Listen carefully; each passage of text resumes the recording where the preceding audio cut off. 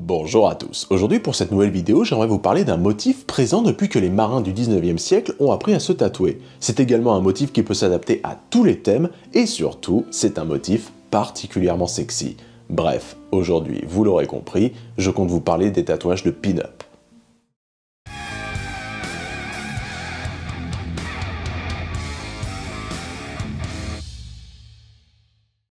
Mais avant tout, qu'est-ce qu'une pin-up exactement ? Eh bien cela vient de l'anglais to pin up. Si on traduit littéralement, cela veut dire accrocher. Cela désigne une femme tellement belle que l'on a envie d'en accrocher une photo au mur. Elle peut être habillée ou partiellement nue et prend systématiquement une pose suggestive, ce qui lui donne une connotation clairement érotique et faisait de ces femmes de véritables sex symboles, faisant rêver bon nombre d'hommes, depuis quelques décennies maintenant.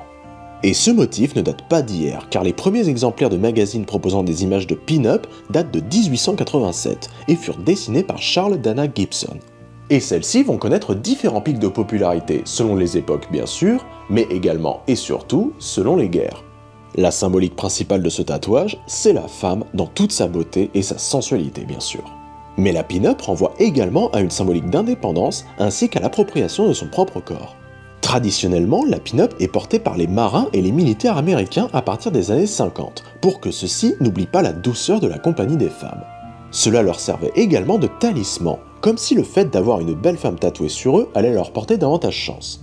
À l'époque, c'était aussi un très bon motif pour affirmer sa virilité au sein de ses compagnons d'armes. Bien sûr, il pouvait aussi s'agir d'une femme chère au cœur du militaire ou du marin. Mais ils devaient la plupart du temps cacher ce genre de tatouage à leurs supérieurs, car même sous forme de dessin, les femmes et les représentations de femmes étaient interdites, par superstition pour les marins, et pour les militaires, c'était pour éviter qu'ils soient trop dissipés, dirons-nous.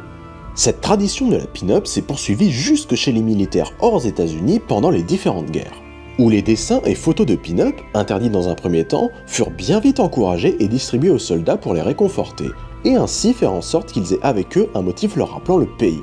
Et surtout, une image permettant d'amener un peu de beauté parmi les horreurs de la guerre. L'une des pin-up les plus célèbres à cette époque était Betty Grable, pin-up très connue durant la Seconde Guerre mondiale, qui n'hésitait pas à venir en personne encourager les troupes. Puis ensuite, on a commencé à chercher des pin-up pour le cinéma. Dans les années 30 à 50, la pin-up la plus célèbre était bien entendu Marilyn Monroe, actrice très célèbre pour sa beauté ainsi que pour son histoire tragique.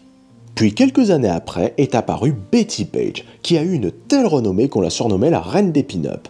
Elle est d'ailleurs restée la muse des tatoueurs pendant un bon nombre d'années. Et même maintenant encore d'ailleurs. Puis après sont apparues dans les années plus modernes des femmes comme Diva Von Teese ou plus généralement les Suicide Girls de tout type et de tout genre. Les tatouages de pin-up sont, comme je l'ai dit précédemment, le plus souvent pensés pour mettre en valeur la sensualité et la nature érotique des femmes. De cela, une symbolique très paradoxale est née. Pour certains, la pin-up est l'image d'une femme forte qui s'émancipe et vit sa vie et sa sexualité comme elle l'entend. Pour d'autres, il s'agit au contraire d'une image sexiste de la femme qui doit obéir au carcan de la beauté que la société lui dicte. Bien que dorénavant, les tatouages de pin-up ont été massivement adoptés par les femmes, chose qui n'était pas forcément le cas à l'époque. Et de cela découle une image de la pin-up qui reste toujours érotique, mais qui obéit beaucoup moins à des carcans virilistes ou sociétals. Il est très courant de voir des pin-up représentant un thème bien particulier, les films d'horreur, le monde maritime, le monde militaire et tant d'autres.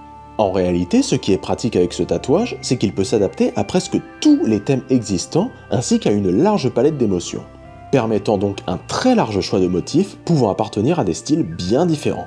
Notons tout de même pour finir que si ce tatouage a longtemps été exclusivement tatoué sur des hommes, désormais il se trouve tout autant sur la peau des hommes que sur celle des femmes.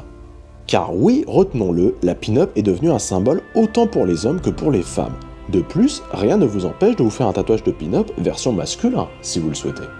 En conclusion, si toi aussi comme les marins et les soldats d'antan tu cherches à avoir une compagnie féminine permanente, ou bien encore que tu cherches un symbole un petit peu plus sensuel, ou bien encore que tu es tout simplement tombé sous le charme de ces sex symboles délicieusement rétro, alors peut-être que le tatouage d'une pin-up est fait pour ta peau.